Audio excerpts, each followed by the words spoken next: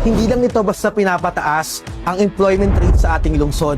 Ang Kabataan Trabaho Connect ay isang komprehensibong programa kung saan itinatawid natin ang kabataang Valenzuelano sa nais nilang maging trabaho.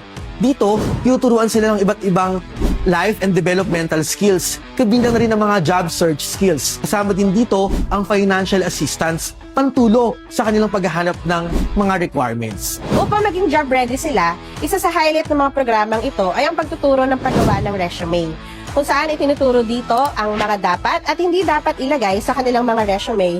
At ito ay hakbang upang mapataas ang tsansa na sila ay ma-hired at makuha yung trabaho na gusto nila.